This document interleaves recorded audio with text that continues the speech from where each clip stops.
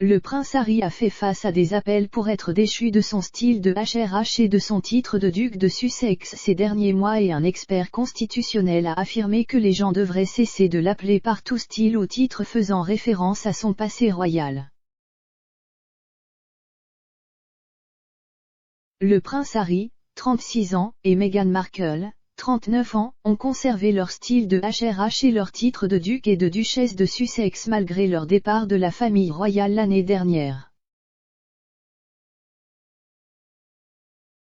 Cependant, l'activité commerciale des Sussex depuis leur démission et plus particulièrement leur interview explosive avec Oprah Winfrey en mars a incité la reine à les dépouiller de leur statut royal.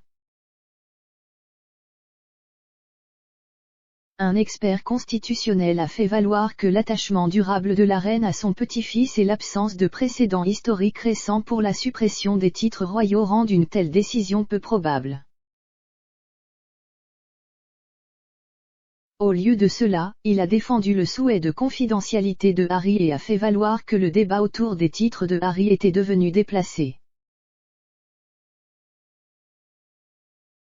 Discutant de la dispute autour des titres de Harry, l'expert constitutionnel Ian McMartin a déclaré à Express. Compagnie.uk, tout ce débat est devenu émouvant et tendu, par conséquent, l'objectif de la conversation est devenu déplacé. L'universitaire a fait valoir que le statut royal de Harry diminuerait avec le temps avec la naissance de nouveaux membres de la famille royale. Monsieur McMartin a expliqué, la dure réalité est que le prince Harry se verra glisser encore plus loin dans la succession au cours de sa vie. Harry est une non-entité en termes de cabinet depuis que lui et Meghan ont démissionné, a expliqué M. McMartin. Il a ajouté, c'est peut-être un membre de la famille très apprécié, un homme d'affiche des médias, mais en termes institutionnels monarchiques, il est maintenant une non-entité, il aura de la chance d'en faire une note de bas de page dans l'histoire. Comparant Harry aux frères et sœurs plus jeunes des précédents héritiers du trône, l'universitaire a fait valoir qu'il était peut-être oublié. Monsieur McMartin a déclaré, il est la princesse Margaret et le prince Andrew de sa génération. Qui se souvient aujourd'hui de Sarah la princesse Marie, princesse royale, comtesse de Harwood, Sarah le prince Henri, duc de Gloucester, Sarah le prince George, duc de Kent, ou Sarah le prince Jean, tous les enfants d'un monarque, tous les frères et sœurs d'un roi, la tante et les oncles d'Élisabeth II.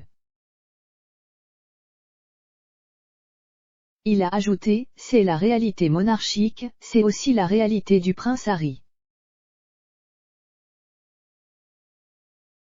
Harry et Meghan ont continué à échanger leurs titres de duc et de duchesse malgré la promesse contraire à la reine. Le livre pour enfants de Meghan, Banch, a été publié sous Meghan, duchesse de Sussex, tandis qu'un récent communiqué de presse annonçant les prochains mémoires de Harry l'appelait le duc de Sussex. Cependant, Monsieur McMartin a défendu Harry et a affirmé que les gens devraient respecter son souhait d'être connu non pas comme un royal mais comme l'homme qu'il est devenu.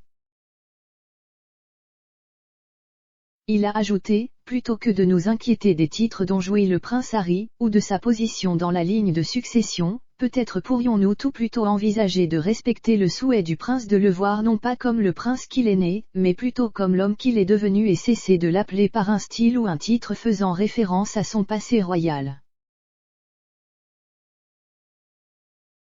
Pourquoi ne pouvons-nous pas l'appeler Harry Mountbatten Windsor, ou comme il l'a lui-même demandé, peu après son départ, Harry? S'il cherche un nouvel avenir sans restriction ni nomenclature royale, qu'il l'est. Monsieur McMartin a fait valoir que le monde devrait aller de l'avant et permettre au titre de prince de Harry de disparaître. Il a ajouté, quand un roi meurt, le cri sort, le roi est mort, vive le roi, ou la reine.